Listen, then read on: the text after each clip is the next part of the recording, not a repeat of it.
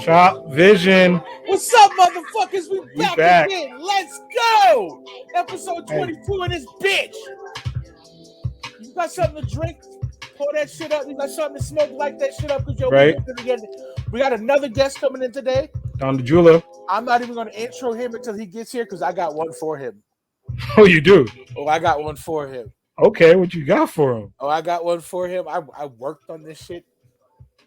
Okay, let's just give bring him all the intensity and the energy that he deserves. So do you want to talk about the thing in the behind you real quick, or do you want to? Oh, you mean right this thing? Him? That thing. This that thing right here? There. Yeah. Yo, the merch is out, people. The motherfucking merch is out, people. We got mediums, we got extra larges, we got double XLs. I didn't get no larges. I don't do that extra medium. I don't do all that. I mean, shit'll come. Hoodies are gonna be coming soon. We're gonna be dropping the Do Better hoodies. That's gonna be a thing that's coming. Yeah, the Do Better hoodies. Yeah, working on that. So you can hit me up on the gram. You can hit Skinny up. Where are we at? Right there. Right there. Chopvision podcast. There. It should pop up at the bottom at some point. I will figure that out, how to get that up there, because we do it all the time with the cute little banner at the bottom. But you know what I mean? I'm just gonna be like, and just say bling, throw it out, and be like, hit us up, Chopvision podcast. You know where to find us. You know where to IG, Facebook, all that. We're on Twitch now. Today we're on Twitch, so shout out to everybody on Twitch. We be live on Twitch for the first time. Peace. What's up, Twitch? I hope I don't get murdered. Like I don't know. I don't think you're about to get murdered just because. I don't mean literally somebody coming to body a nigga, but what I mean, like, I don't know. You're right. I mean, because we were going on Twitch, I had to shave. I had to look pretty. That is real different. I mean, I brought Jesus out for Twitch. Oh wow! Like, now we have bling. Okay. Like all right. I see where the t-shirt budget went. Clearly you're about to wear my face on a t-shirt. I am. Nah, the comment from YouTube. Yeah, you're gonna wear my face on a t-shirt. Like that's gonna be a thing. All of this on your face. Could that be the other side of the Do Better t-shirt? I mean, the Do Better sweater. Could that be all of this on your face and then just do better? Yes, all of this on you. All of this face on you. Do better. Oh man, real quick, how was your weekend? How are you? How are you doing, bro? Do you want to hear about my week? I do. My weekend, like fuck a week. My weekend. I do. First of all, before I light that up, I want to give a big shout out to the Sunnybrook Bombers going 8-0 for a perfect fucking season. Let's go. We headed to the motherfucking playoffs next week. We fucking bringing it. Let's get it. Proud of my motherfucking boys and girls, bro. I'm proud of them kids for sure. For those who don't know, tell them what you mean when you say boys or girls. You're proud of them kids. I coach football. You coach ball. All right, let them know. I coach football. 12 ages, 13-year-old kids. Like I coach them. Is it like Gridiron Gang? That's the prison one. That's the prison one, right? That's the one with the Rock and Exhibit. Yes, I think it's the prison one. Yeah, it's close. No, these are kids teenagers. They're teenagers. No, they were incarcerated. Was Gridiron Gang incarcerated? Yeah, man. I mean, we ain't got like. Remember the Titans. All right, go on. No, it ain't Remember the Titans. Like, yo, this is Bucktown, bro. Like everybody, mish. Yeah. It ain't no left side, strong side shit. Ain't none of that. Okay, good. They will remember when no. Now we might say some shit like, yo, we blitzing all night type shit. Yeah. I'm just straight dropping bars from that movie, by the way. For those who know, like, no, I'm kind of a football fan, so. But now, we went 8-0. We're tied for first place. I say we tied for first place because I go by the wins and losses. I don't go by points and all that other shit. Fuck all that. I ain't got time for all that bullshit. You got no time for no points. Like, fuck yeah. We start playoffs this week. We playing the Chattagee Raiders. Shouts to the Chattagee Raiders. No shit's out to the Chattagee. Fuck out of here with that. So, Brook, baby, we coming. I thought you liked the Raiders. Las Vegas, Oakland, and Los Angeles. Chateau Gate. I can't. I cannot. I gotta wear long pants to cover up the tattoo. I'm not allowed to rock the hat for the team's like, no, coach. No. Cover all that shit up. Oh no. Your whole wardrobe is done. I can wear pants. Like, what the fuck is that? I'm on a football field. I'm wearing shorts. Like, I don't. Jeez, But whatever. It is what it is, man. So, yo, for that, like, shout out to my boys and girls. Like, Girl Squad. Got some killers on the thing. Word. But, yo, this weekend at work. Yeah, because you still worked after playing and coaching in the rain like a ruffian. Real nigga shit, bro. Like, I do me. Yeah, true. Yo, I'm at work, and it's like 1:32 in the morning, and these two motherfuckers walk up. Them shits don't close at 1 anymore? No, we close at 2. Oh. We stop serving at 1. Oh, okay. People still stay.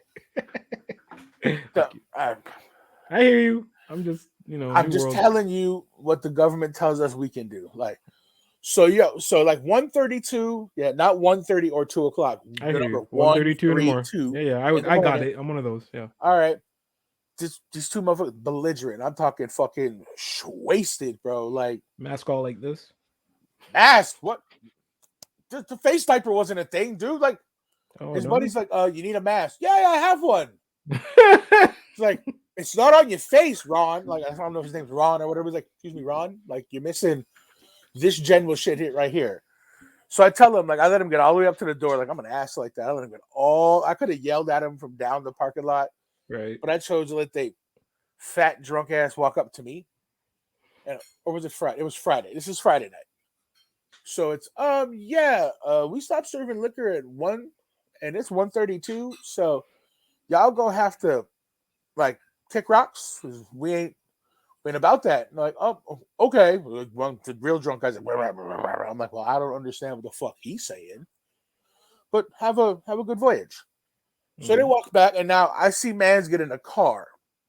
Now the one that's talking like rocks in his mouth is the driver.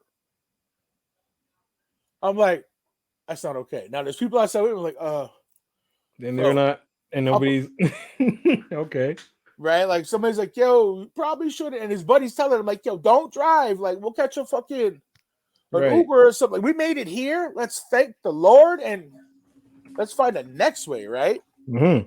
So fucking Mans decides, nah, fuck this. I'm getting in the whip and I'm driving. So he jumps in the whip. Now, you know the sign that's by the street? Yeah. That giant green thing? Right. Yeah, man decides to like go gadget reverse.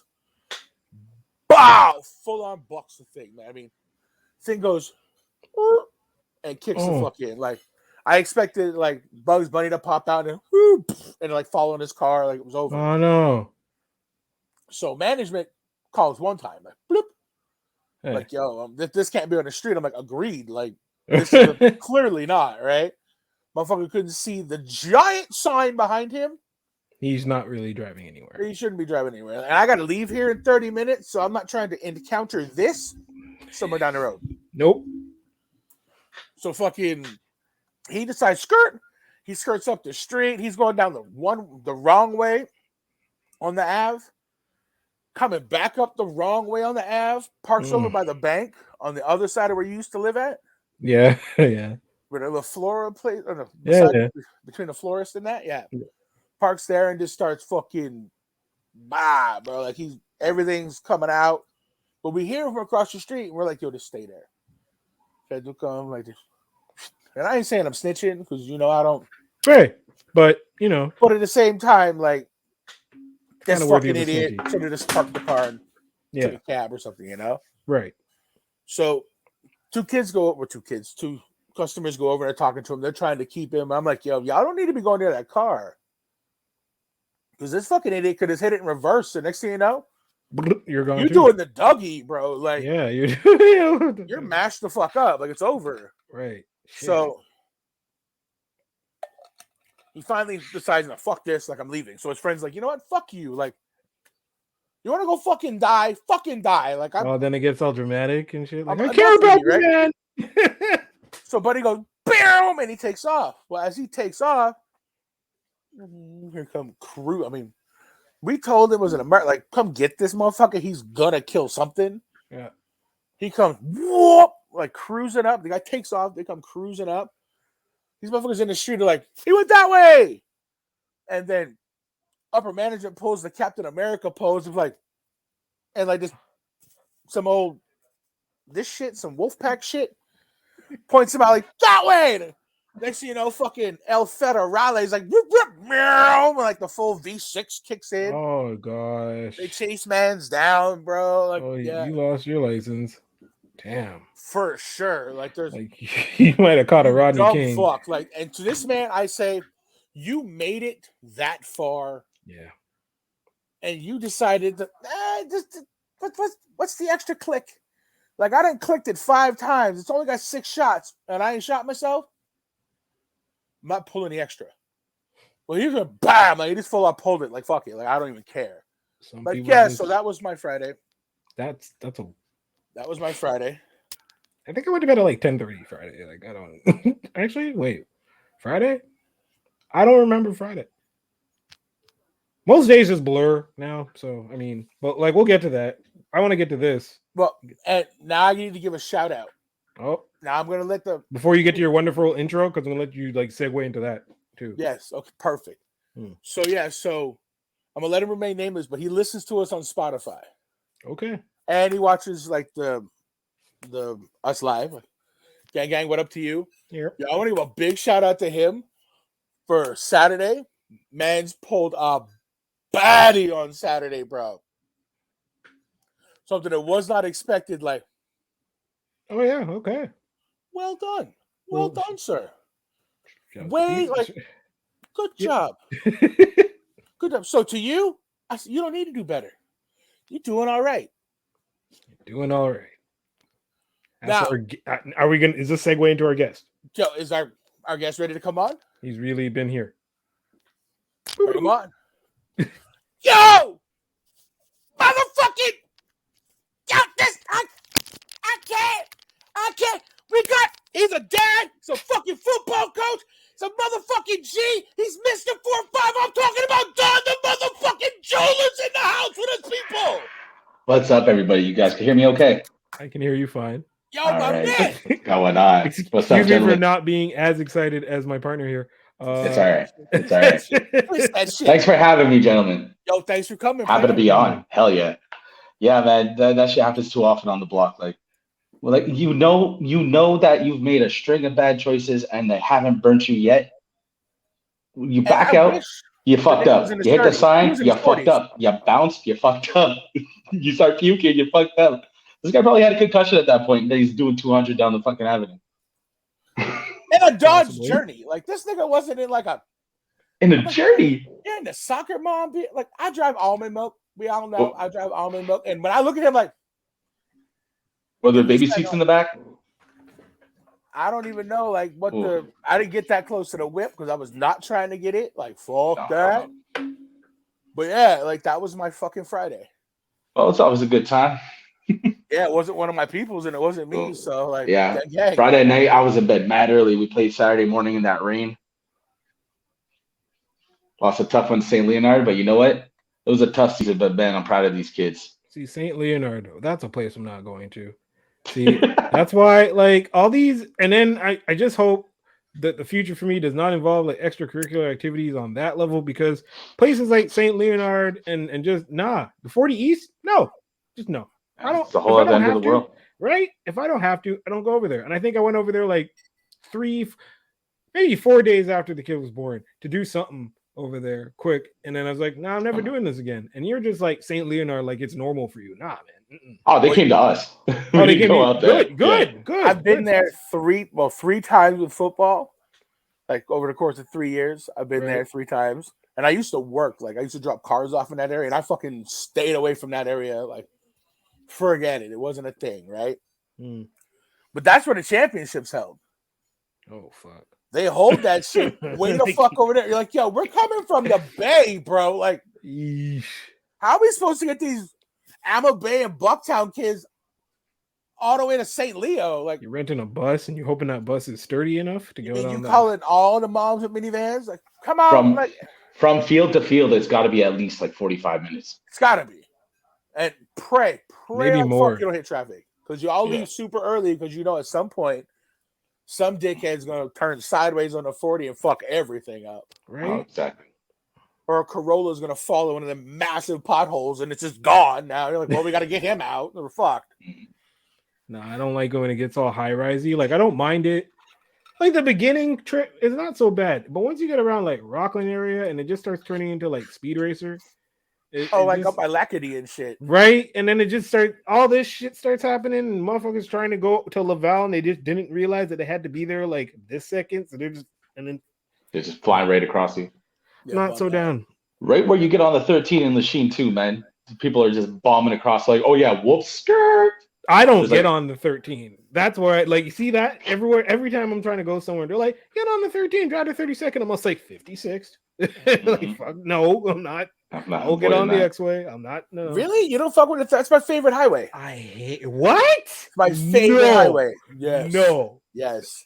Fuckery. That is terrible. That's my favorite highway. It's like we got it. Like I'm whop whop. Like the curves are right. The banks are good, bro. Like no, man. I'm with new 20.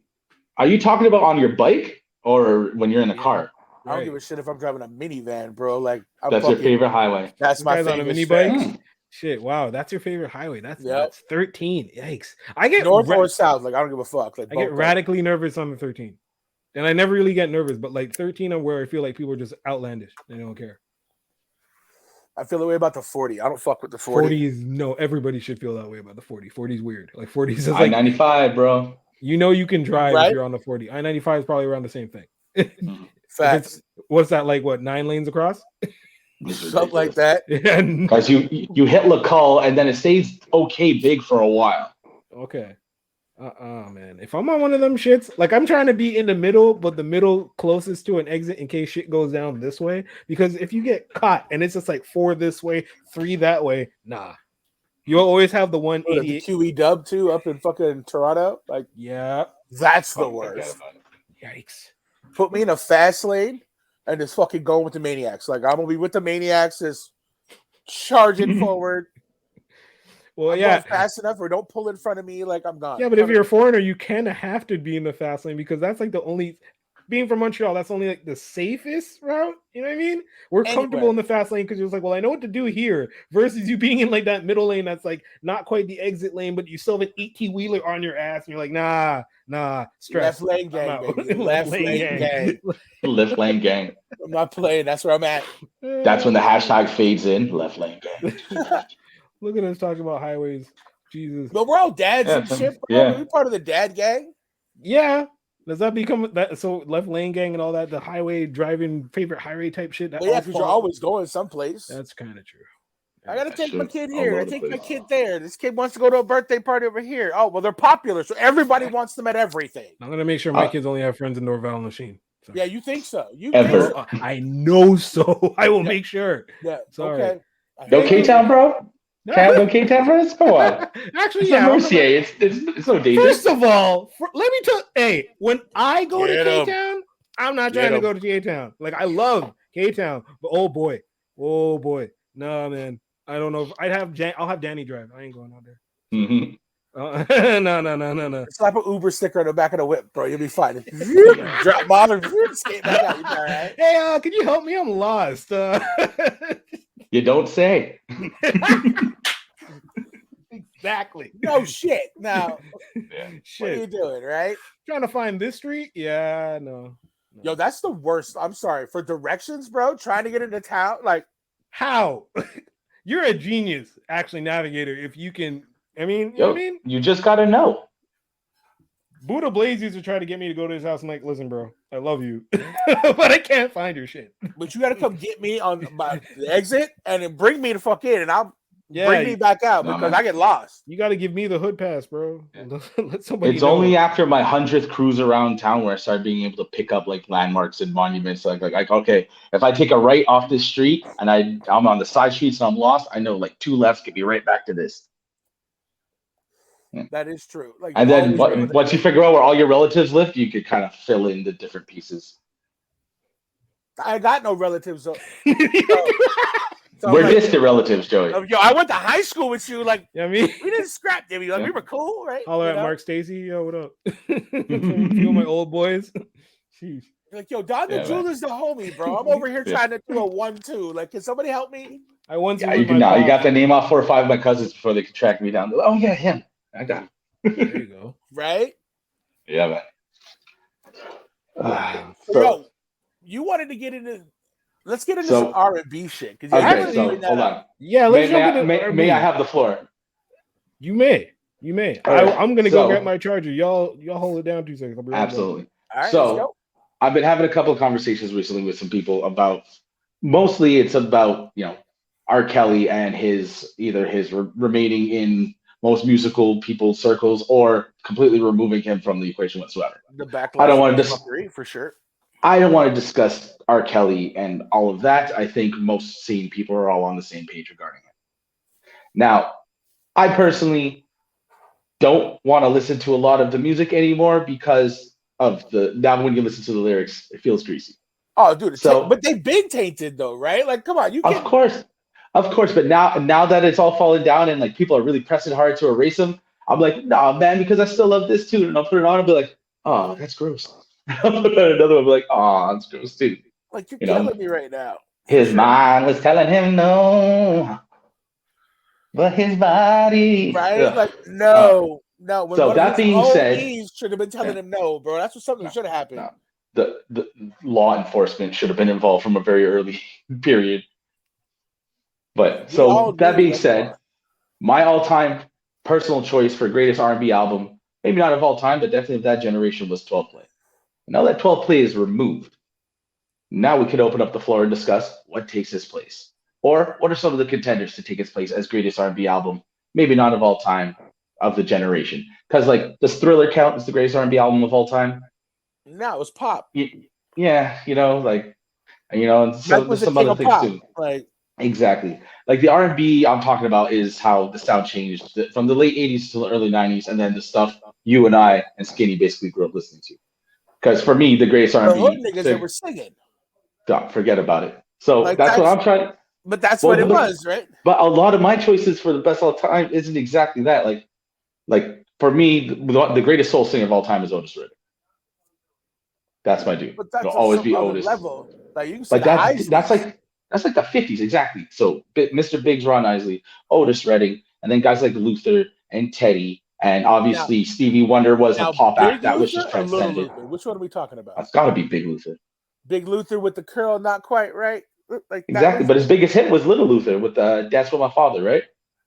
Was it? I think that's the only one that made it to '1, if I'm not mistaken. I don't have my Billboard facts in front of me. But that shit went wood in the hood though, bro. Like it was good. Every barbershop, somebody was playing. No, Superstar is Luther's greatest song of all time that I can name. I don't know his catalog that deeply, but I'm not a big R&B cat. You know that. Like I know that, but now that we're removing something that's such a staple, because a lot of people around our age, 12 Play was spinning all the time. All the time. 12 Play was it. And then 2p2.com was a different thing. So now that's removed, I want to talk about some of the big hitters. So I'm going to talk around between 88 to today. Shit. Right? That's quite the spectrum. All right, let's go. Yeah. So I want to ask you, if you had to pick maybe not one, but say 2, 3, or 4 or 5 of the ones you think can be in that top #1 with the crown on spot. Male or female? And then we'll get into favorites after, because I got a bunch of grimy shit that's definitely not. Male or female? What are we talking? I'm just talking about the ones that made the biggest impression. Like for me personally, I think that I think one of the main contenders to be #1 now is Confessions by Usher. Because there is 0 skips on that thing from the intro to the close. The only song I skip is Yeah. Well, yeah, that's because fucking everybody knows the words of that song back to front, like it's lyrical herpes, right? Like, well, yeah, and it's almost like okay, we need a stupid. Oh, exactly. Damn, Usher. Right? I mean, shit. No, but like Mary J. Blige's first album. Okay, was that 411? I think it's 411. I'm talking about Real Love. Yeah, like that album. Yeah, so that one's fantastic. I don't know if it had if it resonated the same way across the board. Like Usher, it's a super hit, but it's almost like they said we need one, and then everything else is going to be fuck songs. Like Confessions is juke tunes from front to back. I mean, but what was Usher's first album? I forget the name of his first album too. I think there was one or two, but My Way was the big one. Right, like that album. My Way's the one where he exploded. That's You Make Me Wanna, My Way, Slow Jam. But that was a fire album. Nice and Slow. Right. Which was on every single mix CD in high school I ever made. Pretty sure there were some teen mamas to that album. I'm just throwing it out there. I'll let you tell it, bro. I ain't telling shit, bro. I'm just saying. So that's why I'm saying that the Confessions album, almost from front to back, there's no skips. So I think personally that can be in the running for best of all time. A personal favorite, which probably won't get the love it deserves, Crazy Sexy Cool, TLC, came out in 1994.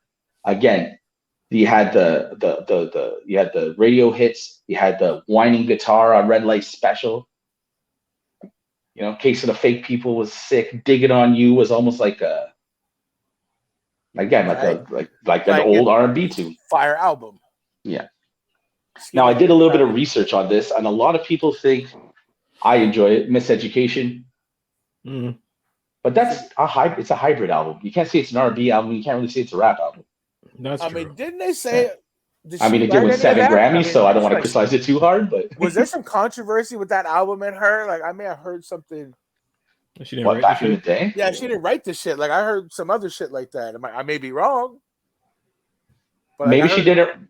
I don't know if she wrote it or not. I'm sure there was a team involved with it because it was a major studio release, right? Facts. So I'm sure there was a team writing it, but even so, I don't think that album presented with any other singer has the effect that it did. Like Lauryn Hill, her soul bonded with all that music. Are we talking about that? Are we putting Boyz II Men in there? Exactly. So another one I saw, Boyz II Men 2, which take away Motown Philly and 4 Seasons of Loneliness, and every other hit is on that one pretty much. 100%. Like, but that album. On Bended Knee, I'll Make Love to You, Thank You, Yesterday. That's all that one album? Yeah, man. Wow, okay. Yeah, I think Yesterday's like the second song or something. I'm legit the wrong R&B guy. Like, I like R&B, but a certain R&B, but I'm not like, you know what I mean? Like, I listen to LL Cool J. Okay. If I wanted to hear I'd have to R&B. call my sister. Yeah. I mean, but like, she's the reason why I probably know most of any R&B that I know R&B and naturally, yeah, but to name like albums and shit, like, fuck, you can't say nothing. Yeah. You can't not name Drew Hill's first joint. That is also a monster. The first one was the one with In My Bed, Tell Me. Yeah. And then the second one, too, Enter the Drew, was sick. Yeah. What about 112, Peaches and Cream? Like, that's a fire track. It's a fire track, but would you say anything 112 did is in the best of all time to take over the massive hole that R. Kelly has made for us? I mean, I try not to mention that man's name on my shit as much as possible. I know. I was just saying, you're removing his entire catalog, so what songs get pushed up now? Yeah. Like, we don't sleep on it. Because I was saying, Skinny, you weren't here. When you remove the entirety of R. Kelly's catalog, and especially 12 Play as the de facto number one of all time, there's tons of room now for all kinds of songs that are great to be pushed up higher. I read someone making an argument that Lemonade is the greatest R&B album of all time. And is that the Beyonce joint? Yeah, exactly. And I don't want to that album because I had a conversation with you about that album, so I listened to it. It's good. It's really good. It's recency bias, though. I can't say something that came out 3 years ago is the greatest of all time. Yeah, but you also have old man bias, though, because you don't listen to shit past 94. That's not true. Lemonade was bad. You know what I'm saying? Like, there's a ton of shit where we'll be like, hey, yo, and you'll be like, and you'll like proudly not know the shit. Me or Joey? You. Oh, yeah, for sure. So then. There's a lot. Hold on, though, but I fucks with August Alsina. I fucks with Bryson Tiller. There's a lot of newer guys that I still enjoy. So then you can't say, you're saying shit that I don't even know what you're talking about. What I'm saying is, for recency bias, you would have non-recency bias based on just previous statements you have made. Though I get you. What I'm saying is, I don't want to not give Lemonade its respect because it's so new. It's not something I've listened to for 30 years, so I don't want to disrespect it. It was monstrous, but a lot of these albums were monstrous when they came out, right?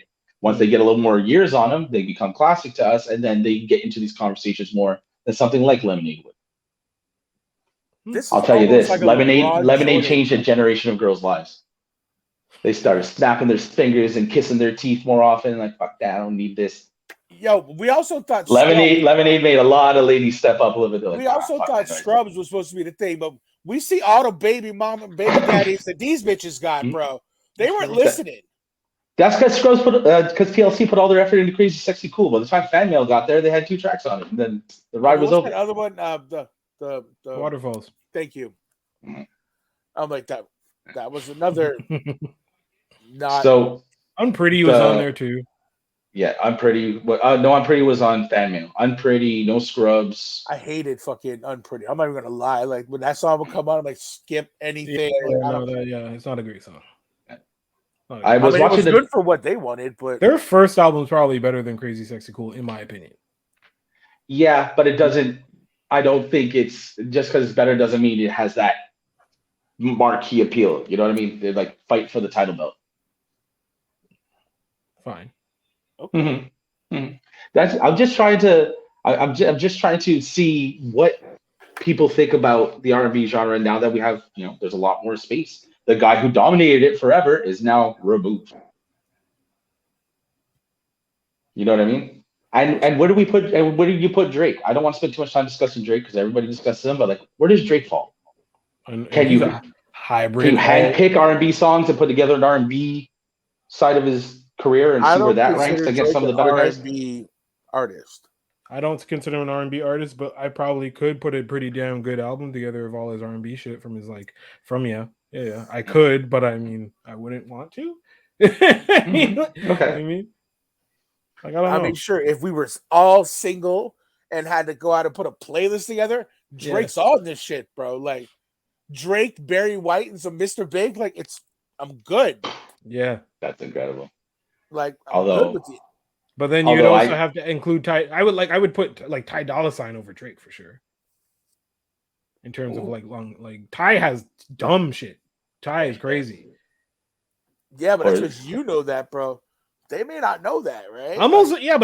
I'm picking names out of a hat from songs that I've heard that are good. I haven't heard like full bodies of work from Ty Dolla $ign. I haven't heard from full bodies of work from August Alsina. Fuck it, I haven't heard an August Alsina song. You know what I'm saying? Like he put out the one with about Jada. We put out Entanglements, I think it was called. Oh yes, the one with Rick Ross. Right. I think I might have caught that just because of the name, and I was like, aha, they're trying to bank off that name. I wouldn't be surprised if they made it all up just so they could give August Alsina a little bit of push for his new tune. Like, oh gosh, that's a lot. What was the word she used? Entanglement. It was an entanglement. Okay, yeah, y'all kept saying that guy's name. I'm like, his name sounds familiar, but that spice that you put at the end, like I know August, and then whatever you say after that sounds like a seasoning that goes in pasta or something. Alsina. That's his last name, I think, or supposedly. I don't know. You want the flavor? A pinch of Alsina. Right? Yeah. That's some shit. Yeah. And so another one. See, I'm torn between the two. There's Aaliyah self-titled or One in a Million. No, but Aaliyah's in her own category, no? Yes, I think so. I think maybe she could be in the conversation for greatest of all time. Yeah, one in a million. Yeah. Well, no, I'm talking about like just maybe not just period, but definitely of the genre. Because there hasn't been a ton of excellent female R&B singers after her with the same mass appeal. But that's because she was a different breed of chick. Well, yeah. Hold on. The one whose mom's an alcoholic and shit. Come on. Shit. She did her verses against Ashanti. Oh, Keisha Cole? Bong, yeah. Yeah, Keisha got big following, not Aaliyah type, but yeah. Keisha with her. But like there's no Aaliyah. You're never gonna meet another the Aaliyah. Logical that's just not the logical next one is B. I would say the logical next one in the same style would be Sierra. It's more of a straight line. Yes, in terms of style, but in terms of marqueeness, like B. Like it's Aaliyah and then it's B. Like exactly. Like I don't even Sierra. Aaliyah and B in the same conversation. Like, you can't even. That's what I'm saying. Logically, it's B. But Aaliyah's gone. That's like Coke and Pepsi. Sure, they're both sodas, but they completely different, right? Oh, absolutely. Like Aaliyah's out of here, like with Whitney, Patti LaBelle, all them. She's gone. Like you can't even gone. And that's the last one I want to include was the Bodyguard soundtrack, which is basically all Whitney. But Waiting to Exhale soundtrack was fire too. Yes, It that was was. fire. Yeah, because "Not Gonna Cry" by Mary J. Blige is such an underrated tune. Yeah. Waiting to Excel. Yeah, I remember my sister playing that shit. That has some Bodyguard has "I Will Always Love You," which sold 1 billion singles. Yeah, but I really do hate that song. Well, yeah, everyone hates it. When I DJ weddings, I always tell the bride and groom, I'm like, all right, what's your wedding song? They're like, well, we're not sure yet. I'm like, all right, just do me a favor. Don't pick "I Will Always Love You." Because it's a breakup song. Oh shit! Yeah, and it's a breakup song where there's no salvaging it. The way she's singing, she's like, it's done. Like, damn. Like, your ass is out. If I should stay, I would only be in your way. So I wish you joy. Yeah, okay, I get it. Yeah, I mean, don't. So I was like, just please don't pick that. My nigga, like she go, wow. But she puts all this song out, and it, Bobby Brown. What do you mean? You should practice what you preach. Like, I don't. Oh no, come on. Every little step, motherfucker is getting his every little step in. What do you mean? It's Bobby fucking Brown. Like 1990 Bobby Brown? No. You're not the baddest man in music because Rick James was already retired. Bobby Brown. Yeah, no, you're not saying no to that. Are you kidding me? But are we not going to put him into the mix? Well, that's the thing. When you want to get into the boy groups, obviously New Edition, you could take 3 acts from there. You could take Bobby, you could take Belle Biv DeVoe, and you could take Johnny Gill. And some would argue Johnny Gill was the best singer in the whole group. Now, here's the thing with Bobby, though, and actually, here's kind of the thing with Belle Biv DeVoe. Though they were R&B, they were also very much New Jack Swing, which I put them over here. Mm-hmm. Like, I put them on the pioneers over here. Like, R&B is one thing, but then when you get to Guy, Bobby, New Edition's more R&B, but then Belle Biv is really over here, and then another bad creation, that's all New Jack. And, like, it's just too, to me, it's too, It's too well, if you remember, if you remember, Johnny Gill was a member of a super group called LSG. Jesus Christ, LSG. I have that CD. Yeah. And if you go back and listen to one of them, it is don't know that. It's fucking Levert, Sweat, and Gill. Yeah. Oh, Jesus Sweat was doing them niggas a favor. Oh my god. Big time. What was he doing at Levert? Fuck out of here. You know that babies were made to that shit. Yeah. Absolutely. Quite a bit. What's that? Yeah, I mean, are we gonna bring up Montel Williams? No. Montel Jordan? Excuse me. Montel Jordan. The one song, dude? No. What about that album? He's not what the album. This is how we do it. Has almost no skips. If you listen to it 1,000 times, like I did, which I did. Something for the Honeys is dope. Something for the Honeys is okay. Yes. Right. Yeah. But no one never plays that song. Everybody always plays it sometimes when I'm DJing. I can't play for 18-year-olds. What am I gonna throw it on? They're just gonna start booing. Oh, I can't do that. This is how we do it. We only play when people are like almost 40 and over. Can't play that shit for the kids. Kids might know it still. It might have been on a Kids Bop CD. Yeah. Return to the Mac is always a killer still. Return to the Mac is always a killer, but that is just that one song. Unless he had an album that I didn't know about that was super fire because I wasn't. He might have, but it's all. Yeah. But yeah, the other night when you and I were discussing like just a little like pregame for this. Excuse me, we brought up the fact that 1 in a Million, Genuine the Bachelor, and Super Duperfly all came out in the same year or within a year and a half of each other. About that. And basically Timbaland just went and changed the entire sound of not only radio but modern R&B. And Timbo's a fucking Timbo's a genius. Diabolical G. Exactly. Genius. He invented double time. Legit. Timbo's the man. Timbo has taken such odd sounds and rhythms and all kinds of different pieces of the music and has just killed it every single time. He's changed the sound of music 1,000 times. You did. Like, think about it. He produced Genuine the Bachelor, and some would argue 100% Genuine is more fun. Lovely J. Yep, he did. He did. He's done some things. 1 in a Million, and the next Aaliyah one, I think self-titled it's called. He did all of Missy's early joints, and he put out Future Sex Love Sounds with JT, which dominated pop radio and almost every radio for 2 years. Yes, now thinking back on when you said that, I love that he did that, but I almost wish he didn't. Because Timbo's sound for a time just became the sound and everybody's sound, and it just like if you really do think about it, they did some wild bamboozling with us when they dropped Future Sex Love Sound, and I think like within a year later he went and rebuilt and reformatted freaking Nelly Furtado, and then she came with the same sound. And not only that, that was around the same time where he put on Danger, that producer who produced We Taking Over for freaking I think it was Lil Wayne or DJ Khaled at the time, and basically Khaled. He was Khaled, and Danger Hands had like the sound that everybody was using, except for it was Timberland produced. And then you're like, wait, no, wait, what? Hold on. And then next thing you know, you didn't hear anything from Danger anymore. And then that sound didn't he do something with One Republic or something too? Like you wouldn't expect him to. Yeah, he did the Too Late to. Oh man, I hated that song. Too late. He did.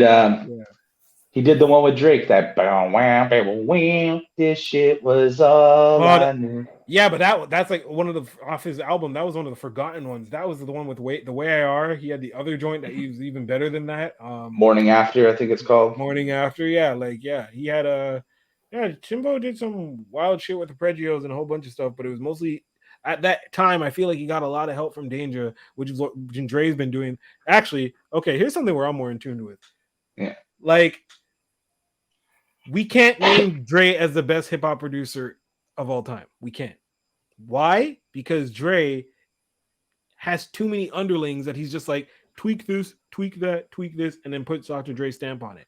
Nah, I don't fuck with that. That's not the greatest producer of all time. That's okay. So you're saying he makes like tiny switches to other guys' beats and then calls them Dr. Dre beats? Hell yeah, he's got like 90 niggas in the studio. And he's just like, that sounds good. All right. Like, I'm not for fact. Like, this has been known. People go work with Dre, but like a lot of bigger names do this when they don't have time. Like him, Timbo's doing it. I'm pretty sure Swizz Beatz does it. No problem. Cool. But like when you get to like Quincy, like, okay, Quincy could be the greatest of all time because he didn't play really anything, but he did play everything. He probably could, but he would just hire people to just do it for him and he'll arrange it. That's different level. Yeah, Dre, but Quincy is painted with a Thriller brush. Anything one associated with Thriller just is in that magical greatest album of all time, 1 billion albums sold, and to be honest, you know what I mean? Like, I would just give it to Quincy just off Thriller. Yeah.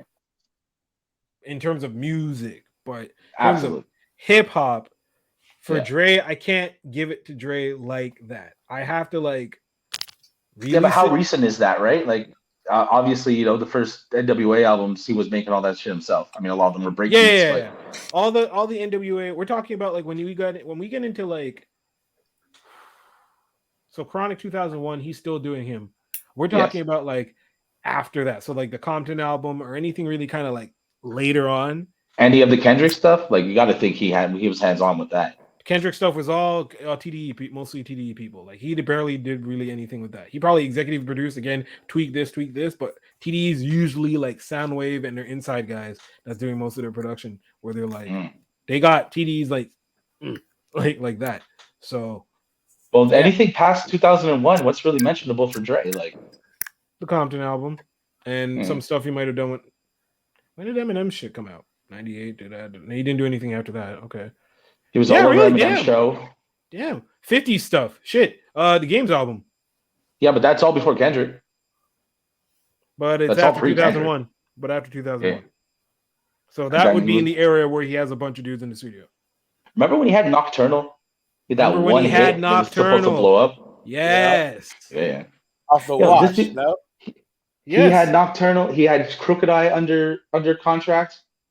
Mm-hmm. How could a guy like Dr. Dre and a guy like Crooked Eye not mesh? Like not. Mm-hmm. Yeah, Spider Lock. He had Eve for a little bit. Joel Ortiz, I think, was on. Yes, Joel Ortiz. Yes, he was. Mm-hmm. Holy shit! It's amazing how a great producer like that gets so many, like, just such raw talent and it does nothing. He had Busta Rhymes for a minute. Busta Rhymes was on Aftermath for a minute and a half. Yeah, you're supposed to put out. Did he put out the Big Bang on Aftermath? He might have, or he might have just supposed to put it out, and he ended up putting it out like by himself somewhere else or with Elektra. But yeah, Dre gets his props, but I won't give him all. So okay, so if you don't say Dre's the greatest of all time, then how far does he fall for you? If your criticism for him is that harsh, wow. So literally, and I'm not even playing when I say it goes. This is gonna be hard. It literally goes in my head in terms of production, like it goes Reggie, Jay-Z, Tupac, and Biggie. No. Production. So for production, I mean, if you're not gonna say Dr. Dre, it's got to be Timbaland by light years, right? Timbo's up. Timbo's one of my greatest influences. Timbo's like my number 2. It goes Dilla, Timbo, Madlib, MF Doom, Kanye because of the sample flip. Was say Kanye. Well, don't do that. Don't be afraid to say Kanye West. No, I'm not. Okay, thank you. All-timer producer. Thank you. What you think about him with his big mouth and some of the music he made is one thing, but if you look at his best work, Kanye is. Yeah, I can't deny Thank Manny. You. But we've had this conversation about. Oh yeah, we got into this. We did. So I'm not going to go back there for risk of getting killed. But yeah, I shouldn't be afraid to say Ye. Dre's right under him.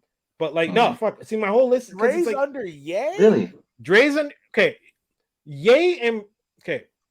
I got to reform it. Sorry. Let me reform it. What about that Gwen Stefani fucking joint that he? I remember the name of the song. Like Dilla, Timbo, Primo. Those are my 3. Dilla, Timbo, Primo. All right. Then we get into Ye. Man. Ye, Madlib. No. Yeah, but like because it's like it defines my whole, and you'll kind of understand. Ye, Madlib, fucking Diddy and his whole gang for that second, and then Dre and everybody else. That was like Mr. C was on that. I think Pete Rock was on that. I didn't hear the RZA once. What happened? RZA's not up there for me. I love a lot of RZA stuff. I don't know. One, he doesn't have insane versatility. Thank you. Yeah, Pharrell. No, Pharrell. Yeah, Alicia's killing me. I know. Pharrell. Yeah, Pharrell's up there for sure. But like for me, like, because Pharrell, you could put like. Pharrell makes hits. Pharrell makes music for everybody. Yeah, which I love. But that's got to put him as the greatest. Like I've heard "Happy" 1,000 million times, and every time it comes on, I can't help myself. You know how ain't nothing was saying, bring me down. Because you can't really have the recency bias, but you know how you're saying he wouldn't give Lemonade. It's because it's so recent. I don't want to give Pharrell his because he's in my head so recent. Dude, Grinding came out in 2001 or 2. But that wasn't Pharrell. That was Neptune's. Chad had something to do with it. Okay. What did Pharrell produce by himself? Okay, no, we're talking to Neptune's, dog. Oh, no. He said Pharrell. Pharrell did the Snoop album. He did a bunch of tunes with Justin Timberlake. Did some stuff with Gwen Stefani. He put out "Happy," which is still it was number 1 on Billboard for months. Actually, to be honest, but does that remove it from the hip hop conversation? Oh, he did "Pass the Courvoisier," no? Right? Yeah. Which one? The remix? Yeah. The whole Snoop album. The good one. Come on. That's a good one. The good one. It's hard for production for me because it's like it'll change every day, but my main 3 are the ones I named, and then it just kind of varies. Dre is nowhere near like the top, and I don't really not the greatest of all time. Like you see where Swizz Beatz is, like you know what I mean? Like he was on my list too. Like Swizzy, come on, Swizzy. He's great. I think Swizz Beatz and RZA kind of fall in the same area where, as good as their songs are, I don't feel like they cover enough ground. You know what I mean? Swizz Beatz is very much in 2 lanes. Whatever DMX was making, or whatever the other hits he was putting out were. He gets the points for making weird sounds not less annoying and allowing that shit to get a pass. That's what Swizzy gets a pass for, because a lot of his sounds, if you were to try to come through a party and bust out early Swizz Beatz beats, you're getting kicked out of their house. You're like, people are gonna be like, "What is this noise?" You get him on the floor, get a boom. This is like, no, what are you doing? No, please leave my house right now without a fuss. Yeah, the party's over. Party is done for you. So I'm surprised no one said Just Blaze. Oh fuck! I forgot Just Blaze. Okay, Just Blaze rings off every single time I hear it. Oh no! I have to redo this. God damn it! Just Blaze. I haven't heard any Pete Rock. Can we do it in blocks? Can I just pair some guys? Alchemist is up there too. Alchemist is really good. I think he's a guy who has so many hits that we don't realize how many hits he actually has. Alchemist is too nasty for the way he blends his drums into the sample so much where you think the drums are a part of the sample. That's how good Alchemist is. And again, another planet. And I gotta group them into categories. There's too many. You have to like have a number, at least top 20 in hip hop production, and at least for the top 5 being like greatest of all time, just for different reasons. Because like Primo's great for the sample chop, but then you got Alchemist, who's great for the amount of levels that he can go and still make his shit sound like it's a raw sample. But then you have Kanye and Just Blaze for the chip shit. Storage. Yeah, I was just gonna say Scott Storage. Scott Storage had like 4 years where he was untouchable. Lee J just listens to hip hop all day, man. Scott Storage is killing me. Shit. Scott Storage had a run where he had the biggest songs of hip hop back to back to back. Yes. He had Lean Back with the piano. Was that Still Dre? Yes. He had Still Dre. Everybody would think Dre produced that, right? No. Dr. Dre and Snoop Dogg literally only sang the song. Jay-Z wrote all the lyrics and the harmonies and the chorus, and then he wrote the and then Scott Storage the beat. So, all right, fine. But then, damn you, Dr. Dre. Actually, not even damn you, because you're not even up there for me. So yeah. Now, if you want to quickly touch on rappers, because I know we can't do this easily, but I just tell you that Tupac is nowhere up in mine. So that's all I'll say. Don't give me the finger. Don't do that. Ain't no disrespect to Pac. So in a situation like this, I just want to remove Biggie and Tupac from the discussion because it's been done before. And come on, like whether you love them or not, they have made such an untouchable mark, and not only music altogether, but in the genre for sure, that it's not even worth discussing them. They're on Mount Rushmore, and we leave them there. Okay. Because I could sit here and tell you about why Notorious B.I.G. is the best rapper of all time for the rest of the night. Like we've heard it before. So then I want to ask you a question. Where are you putting 50 Cent at the end of the day? Funny you should say that. Probably in the top 30 or so. Top 30? Yeah. Now, if I go through rappers one by one, I could probably trim it, but I say there's no way he's lower than 30. Because look, Rakim's a better rapper than 50 Cent. He just flat out is a better rapper. But most people will not remember Rakim 50 years from now. 50 Cent in the club will still be playing places. I mean, yeah, we'll all be 90 years old. Like, nobody gonna remember Rakim. No. But it's gonna exactly. And the people who grew up loving Rakim, and I don't want to disrespect the God MC. I'm just using his name as an example. Yeah. Right. People are gonna forget about Rakim. KRS maybe not. BDK maybe not. But they're before the golden generation. We got the golden generation, which was Big Pac, Nas, Meth, Jay-Z was young. We had a lot, and then obviously Snoop was huge through there. Ice Cube was huge through there. That generation was great, and then 50's just behind those guys. Yeah, right. 50's like yeah. 50's like the leader of like the kind of new, but like he's what growing up on the Cubes, the Nas's, all of that produced. It was a perfect storm that Eminem had made such a massive impact, not sounding like almost anything else. Like Eminem was its own massive explosion. Dr. Dre was associated, and then 50 was already getting buzz, right? How to Rob had been out for 2 years before he got signed. He already had some buzz, and then he got shot and all that, and then he got signed to Shady Aftermath, and then In the Club came out, and the game changed. Actually, no, Wanksta was before that, I think. This is new, and I could fuck with this. This I can narrow shit down with. What's that? Best artists produced to make their own beats for themselves? J. Cole. No, hold on. J. Cole. That's it? Cole, no, that's it? Of course not. No, Kanye for sure. I'm naming them, but I'm like, okay, who makes their own production? Your Manny Fresh is up there. But he's not a great rapper. He's not even close. Yeah, he's not an MC by far. Like David Banner. Crit doesn't make all of his stuff. But at the beginning, beginning he did. So I can see Crit. That's why I say 50's in the top 30, because Crit might be a lot higher up than some people might give him credit for. Oh yeah, for sure. Crit is up there. But then what do? Do you put Big Crit ahead of Slick Rick? No shot. Slick Rick produces all his own shit? No. I'm just saying we're talking about the all-time list, and where do I have 50? No. That's crazy. We don't do that. Yeah. Like if I give you my top 10 favorite rappers, 5 of them would never even be considered in a lot of these conversations. Go. I love. Okay, so I'm in no order. Obviously, Notorious B.I.G. will always be number 1. I love to death his entire catalog, front to back, excluding Pump It Up. I love Joe Budden. Joe Budden is the most disrespected MC in the history of the art form. I'm with you. Yeah. I'm a big Mood Music fan. Forget about Mood Music 4. Mood Music 4 is front to back.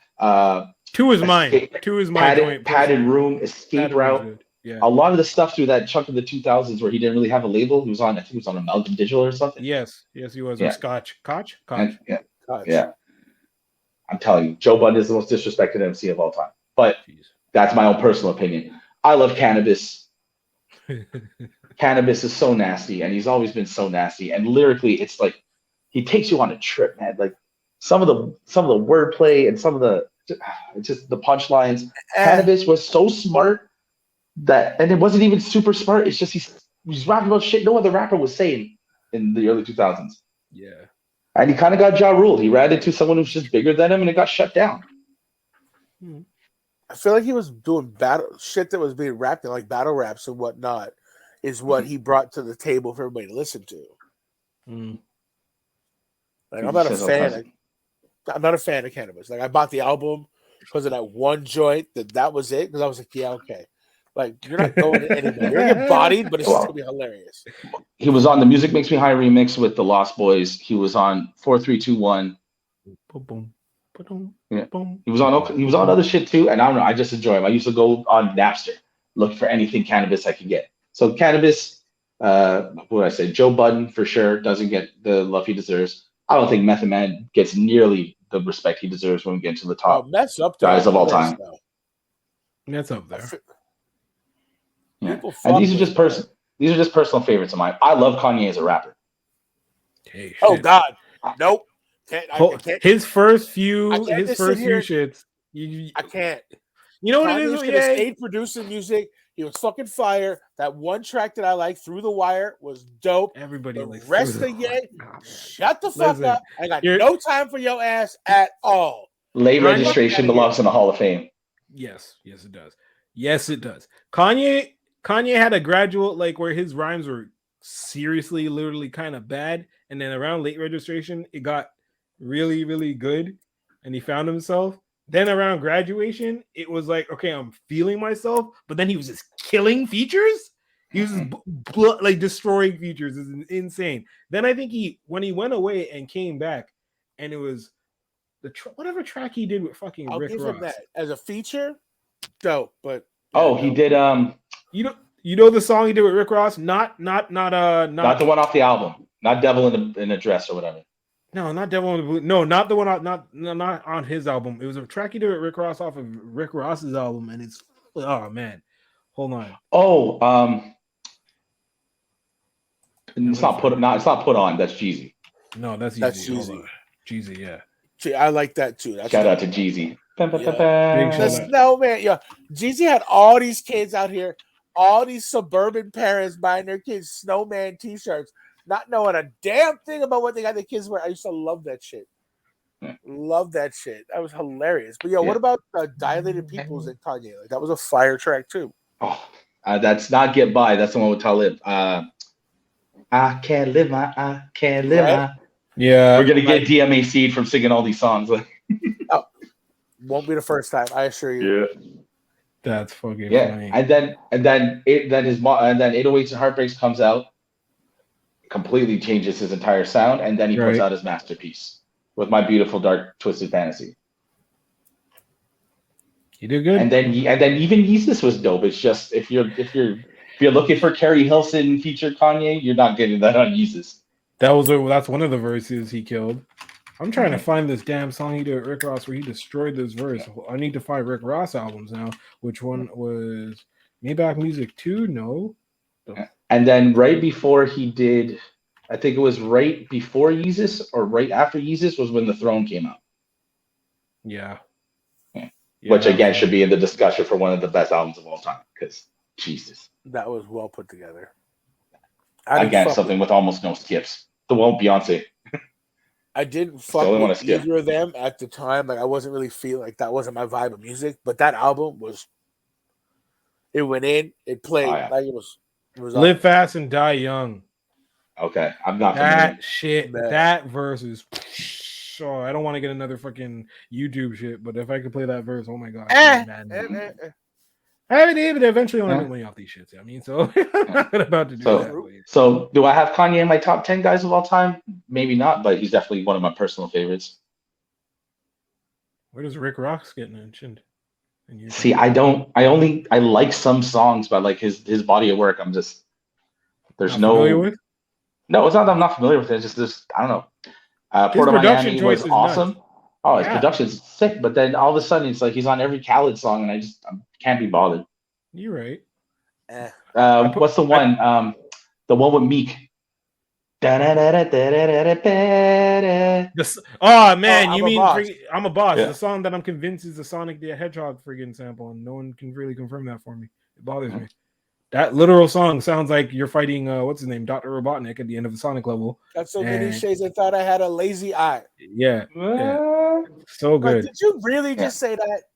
Yes, I enjoy Rick Ross. It's just do I think that his music was impactful and as important to be in that all-time discussion? Not especially. No. He had a time. I don't know about all time. Yes, he did. But if 50 time. Only had 2.5 albums, 3 if you count the G Unit album, then what Rick Ross has way more music. I mean, Get Rich or Die Trying. He had a time, right? The first album, Get Rich or Die Trying, and then Massacre. The G Unit album. No, fuck the Massacre. I thought that was fuck horrible. The Massacre. I didn't really love the Massacre. I like the first song. Yeah, I was like, come on, dude. What is this? Just a little Piggy Bank, Baltimore Love thing. Nah, it was really more or less a G Unit album that really got like I Know You Don't Love Me and freaking Window Shot. Like those are basically 50 Cent songs that he just had to do featured on. Stunt 101. Stunt 101. That's a 50 Cent song. Popping them things. Popping them things. Gangsta shit. Listen, like that album was just an extended 50 album that was great. Same with the documentary. Not to mention he wrote a bunch of Obi shit, right? He wrote some shit for Obi. That sure he did. Ooh, Eric Sermon. Yeah, Eric. How did he not come out? Yeah, Green Eyed Bandit. Shit, you can't do that to him. Lee J, what are you doing? And shout out to our follower and Uncle Dude. He is a big Eric Sermon fan. The whole EPMD vibe, like Def Squad, all of that. I didn't fuck with none of that, but Keith Murray. Well, that's not true. Okay, Keith Murray, Jamal. Yeah, okay, there was a bunch of them I fucked with, but I was not a EPMD or Eric Sermon fan. Growing up, that was not my shit. Yeah, it makes you wonder. Like, so Eric Sermon immediately leads me to Redman, right? And Redman doesn't get into almost any of these conversations. Not that he's not deserved, but like he's a top like 50 guy. I would say he's probably better than that, but yeah, he's probably better than that. You know, like how could it? Like I don't think Snoop Dogg's a better rapper than Big L, but Snoop Dogg's had a 30-year career. You know, like true. All these things are hard. That's why these things are so tough to do. Big L, Pun, Tretch never comes up. Tretch doesn't get brought up at all. And it's such a disservice. Y'all say that Joe Budden's the most like underrated, disrespected. Yo, Tretch is highly disrespected and underrated, in my opinion. Yeah, man. Wickedest Man Alive is one of my all-time favorite tunes. Like, Naughty by Nature's craziest. I'm pretty sure I could have committed felonies to this song and be completely okay with it. Like, just play this in the headphones and I'm out here doing like the purge shit. Oh gosh. Forget it. Like, there's a bunch of songs that like that up. Yes, sir. Before we knock out of here, because we're reaching about our hour segment, where do you want to take us? Where do we want to lead people out? I'm going to give the floor to both you, Chops, and Jewla. You always doing that. Just I'm gonna give you the. What about you say something, dog? No, I ain't got nothing to say. Come on. No, I do. This is me. This is me saying I guide. I direct. See, you don't like when you put him on the spot, though. Pay attention to that, Jewla. Pay attention to that shit. I don't need to be. I never see because I would just be like, y'all keep fit, have fun, and I'd be out. Like, see, that's why I let you guys just round it off with a nice, and then. Yeah. Well, yo, first of all, I just want to say thanks for having me. This was a lot of fun. Always. I'm sure we could do a lot of these because just this little snippet of these conversations. Give us one more. Let's give him one more. What we got? Like that's like when it's going good. He'll let us go a little longer. Yeah. Oh, yeah. Yeah. Oh, yeah. All right. All right. Yeah. Go ahead. I'm a big fan of a lot of Netflix originals. Have you guys watched On My Block? Oh, god damn this show. All right. You don't like it? You're gonna. Oh, this is gonna be funny because I've professed to my beautiful wife how much I hate this show. And really? In the last episode, I'm typing. Oh, yeah, I can't stand this shit. And the reason why I can't stand this shit is for the exact reason how they ended the show and the song they ended the show with. All right. Okay. Being a Scarface fan, I'm just like, what is this shit called on my blog? This is dope. And then the first person I see is Ruby. And I'm just like, get the fuck out of here. No, absolutely not. No. We don't have to do on my blog, man. There's some other shit we can do. We can. Because I definitely want to counter your love for the show in which how they did certain things. I just watched the last episode today, and if I watched, I mean, I like kind of was working from home, and then it was on in the background, and then legit, not to spoil it for anyone, but if y'all are a fan of the show, you're gonna see it, and if you don't, whatever. These kids come home from the prom, and parents are crying, and Danny's like, "What's happening?" I'm just like, "Oh, come on, they're gonna do it this way." Like you didn't know from the jump, like. Yeah, but a lot of people wouldn't, and then you're just like, "Oh yeah, here's like a character you love for this entire 5 seasons. Here's how they're gonna hit you." Yeah. Did you just like? Yeah, of course. And there's also a scene in the middle of the season that, again, I don't want to spoil it for anybody, where 2 people finally reconcile their beef, and it's like, "Hey, I just gotta go inside and get something." I'm so happy that we made up, and I called immediately that right how it's gonna go down. Oh my god, Joey, do you watch the show? Okay. So people probably who are watching this, they're probably not going to be watching that because that's the next show I do where we talk about TV. So I'm going to spoil the fucking hell out of this thing. We got 2 brothers for like whole 5 seasons. One starts off as Vato Loco. The other younger brother, he's like the shot caller. Yeah, he's a shot caller. He's trying to get with the, and so on. So essentially, brother gets into gang shit, but older brother doesn't want younger brother into gang shit. Older brother gets out of gang shit, starting a family, has a whole kid and about to leave, doing restaurant touring, like starting his life. Younger brother who's now in the gang shit, practically leading it now, and he's left his friends and crew over the 3 or 5 seasons, whatever. He finally reconciles with his brother. They hug it out. He's like, "Yeah, I'm gonna leave this gang shit. Fuck that. Cool." Brother's like, "Yo, I'm gonna go just get some shit from the car, even though I know there's niggas out here trying to run up on you. But let me just go get that shit from the car instead of staying the fuck inside." Obviously, you go outside. What happened? Dog, Ricky. Literally just like, "Ricky!" Oh, it was so stupid. I was just like, "Are you kidding me? You're kidding me." Like, shout out to Spooky. Oh my gosh. Nah, man. Shout out to Spooky, yes, but you see that shit and you're just like, guys, did you get like all your movie and show tropes from like old gangster movies from the early 90s? Because like how you John Singleton and shit? It's just literally knowing like drive-bys be going down. What are you doing outside in the front trying to get something? Go in the back. There's another show I watched called Queen of the South, and there's a part where it's a cartel shit, and she gives a kid the keys. It's like, "You're giving me the keys? It's your car now. Why don't you go drive it?" Of course. I watched that. Like, show. Look, tropes exist for a reason, but like sometimes you don't want to be too tropey. They didn't have to do that to Abuela. They didn't have to do that to Granny. Like, they need they could have killed anybody else off and been like, "Oh, whatever. Yeah, she went peacefully." What do you mean she went peacefully? We didn't even know she was sick. Like, what are you talking about? No, Abuelita tells Hamal earlier in the season. See, you have. He's like, what's with all the insurance in your room? And you switch tequila for insurance. She's like, "Don't tell Ruby Hamal. Abuelita's sick," and it's like, no, it rips your heart out. Like episode 2, the second they start getting back together. Yeah, the whole year jump and everything was a little nuts. Listen, they knew they were getting canceled, so it was either not have a last season or disappear with how the 3rd one ended. So that's what they put together. They knew they were gonna. Meanwhile, You is out here getting renewed for, I don't know. Have you seen this show, You? Oh, it's blowing up. Taryn watches it. I don't watch it. We finished the 3rd season this morning. What the fuck is a You? No, like You. The show is called You.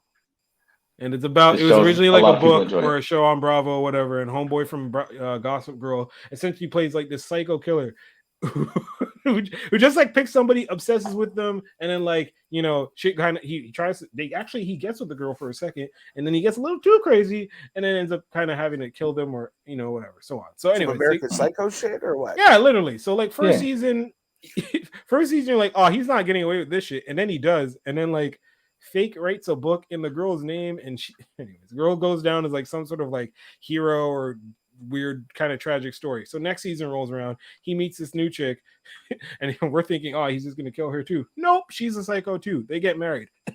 Third season, these niggas have a kid, and they're just both two psycho white people living in the suburbia, gunning, bucking, killing people, and no, like people are turning the eye, but like you're kind of like, man, I really could be a serial killer if I was a white dude, because like the way like they're intricately just showing this shit, and you're just like, well, yeah, I guess people aren't really looking at this. Meanwhile, it was you and me, and actually possibly you, Grant.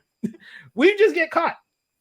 Straight up. They just be like, nah, it's him. It was him. It's like someone else like, I saw this weird guy skulking about, and there's scenes like one time about Trophy, he'll be like in a library, like kind of popping out of the book stack, staring at her, and like by the window, like classic, like Hitchcocky and like fucking. That's because we don't blend.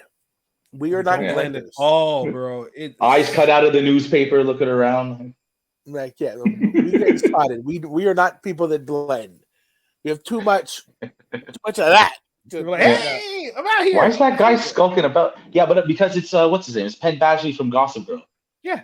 So it's always the tragically good-looking, soft dudes that they're like, oh, he can't be a murderer. He's just too nice. This guy will cut you, boy. Yeah, if you look like Steve Buscemi, you'd be scared to death.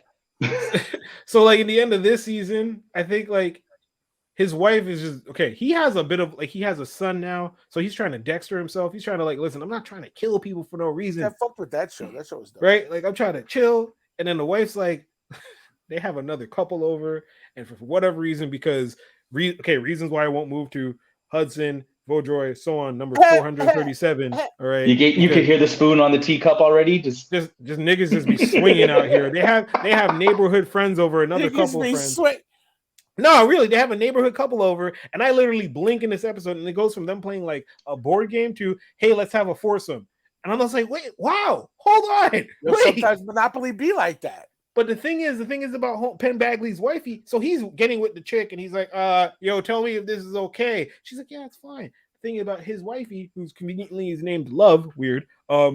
This bitch. That's lazy writing. That's like, we'll put a better name later. Let's call her Love for now. Lazy writing. But yeah, they're like, this chick legit will kill any girl that he gets obsessed with, because she knows him, and he knows that once he gets obsessed with a girl, he completely forgets about her, and she knows because he used to be obsessed with her. So you just see her face turn. He's like, no, I gotta, yeah. So he's downstairs, he's talking to her, he's like, yo, you wanted me to do this, I didn't want to do this shit, I want to be doing something else. She's like, meanwhile, this like midway through the season, she kind of already killed another neighbor for him, and she's like, I killed such and such for you.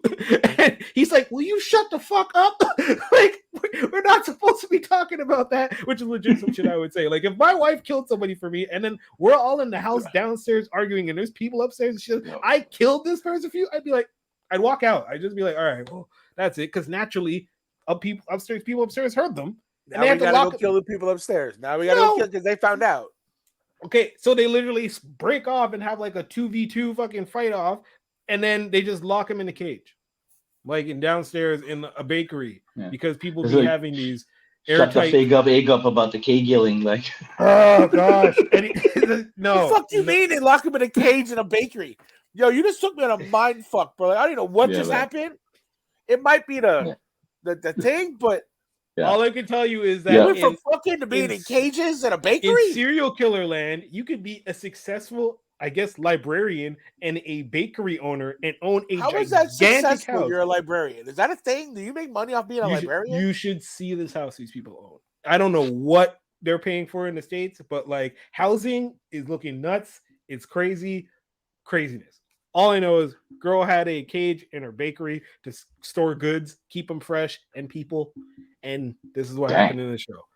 This show is fucked, and it's getting its 5th season. I don't know. Skinny, if you're doing when you do your TV, if you do Succession, I'd like to be included with that conversation. Succession, shit. I need to either start and get into that. I'll get into that. I've been suffering with something called Prodigal Son lately, which I'm not familiar. Succession is an HBO show that's awesome. Good. I'll find some HBO shit. I'm actually gonna break out and get into the Wonder Years. That's what I'll end it with, y'all. Watch the Wonder Years, new one. All of you, watch that shit. I don't. Are you sure? The new Wonder Years? Yes. Yeah. Watch that shit. It's good. I grew up in the old Wonder Years. No, exactly. So it takes place during the exact same time as the old one, but in Alabama. It's in a black house. There you go. Don Cheadle does the voice. Listen, the first episode, this is how they're going to gut punch you. The first episode, the black kids are like, yo, we play baseball, but we have friends at school that are white. We want to play with the white kids. And the father's like, why you want to play with them white kids? And he's like, well, the perfectly good black kids over here. They're like, no, but dad, I want to play with our white friends. Because, we just love baseball. So let's play together. Cool. All right. So they start playing together. And then there's a black father who's a coach. And then there's like the young Kevin, but his name's not Kevin, but his father. He starts arguing with his friend, and then two white people come over. They'll say, "Oh, you guys must be so upset." He's like, why?" And in their head, they're like, "We can't be arguing in front of these white people." He's like, "Oh, I guess you didn't hear the news. Dr. King just died," and like that's the first episode. Oh, right. What so the like, fuck? The little black boys and the little white boys are playing together, and then Martin Luther King fucking dies first episode. That's why you need to watch. I'm guessing they don't play baseball again for at least 10 years. I don't know. I haven't seen the second episode. Actually, yes, I did see the second episode. And some wild other shit happened. We're like, yo, you just need to watch the show. Yeah, okay. Watch what that's the thing for the night. There you go. Right. Gentlemen, I just want to say thanks for having me. This was a lot of fun. Thanks for if I could plug myself, I'm putting together some of this podcast stuff. We're gonna put it in the comments. We're gonna put it all in the description. Yeah. Let them know. The next year, I'm gonna get my Twitch together and start doing some video game / DJ sets. Again, and once I get my podcast shit up and running, I would love to have you gentlemen on. Sure, we're here. Yeah, and at Don the Jewla, aka Donnie Boy, aka Don Donna, aka Donnie Dweet. And I just want to say thanks a lot. And if I could give you guys something to leave with, November the 12th. I've been waiting a long time for this, ever since I heard it was even supposed to happen. The Silk Sonic album comes out. Oh, wow. That still hasn't come out? Nope. They got the 2 singles. Bruno Mars and Anderson .Paak not only fit so well together, they give you that 70s Shy Lights, almost Earth, Wind, and Fiery. Like, if the 2 singles are any indication, this is going to be one of the best albums I've ever heard in my life. Yeah, I want to know who's producing. It's Pac who's doing a lot of production. It's hosted by Bootsy, but I mean, maybe he just does the intro and the outro. But he better have some bass lines on there, that motherfucker. Shit. Facts. Probably. They had him in the studio, so I'm guessing Bootsy played on something. That's him just being like, soak us all let's soak up all the game. Give me something. Let me know what's up. Yeah. So November 12th, Silk Sonic comes out. New season of Succession's out now. That's something I'm very, very excited about. And Halloween's coming, man. Drive slow and give out good candy, I guess. Yeah. I can't wait to be back on. Thanks a lot, guys. I appreciate it. Hey, definitely do a round 2. That's definitely. Round 2 is happening. The motherfucking Jewla is coming back for a round 2. You heard that shit. It's not over. Yeah, hell yeah. Y'all know where to find us. This has been Chopvision episode. What is it? 22? 22. Double 22. 2022. Right there. Yeah. Right there. Man, I'm so happy you guys have been going so consistently. I can't wait for the 100th. We'll be getting there soon enough. I mean, I was thinking, and I mean, we'll talk about this backstage being Chops, but so do we cap seasons off at 25 and then just go into season 2 and start one again? Because we can't get nuts and do 52 episodes per year. That'd be nuts. We're not Joe Rogan. There's got to be structure. From doing this pod thing, when you're trying to actually rank and do this, you can't. You don't want to. Bill Simmons is on 2,000 a year. Who's organizing Bill Simmons shit? Well, he has a team, but he shows up and just bees himself. Exactly. The team here is me and this guy. So I got. Well, I'm happy to be a guest member of the team. I mean, the merch is out. Give me the merch. Yeah. Let's plug that. Plug 101. The merch is out. Hit me up. DM me on Instagram. He's the merch guy. I'm the tech dude. Right. We work sizes. I'll let me. If I don't have your size, I will put it out to get it made. But the merch is motherfucking out. We selling them at $20 a piece. That's where we're at. $20. Let's go. I mean, support your local niggas. Shit. It's his face. Don't you want to wear Chops' his face? Look at that shirt. Pull it up and bring it to the camera, dog. It's my face. Rip it down. No, there we go. There, look at that. It's my face. Chopvision tees. I'm just gonna go ahead and just look at that. That looks great. Looks good. Awesome. Boom. Thank y'all for watching. We'll be back next week. Thanks a lot. It's my face. Beautiful.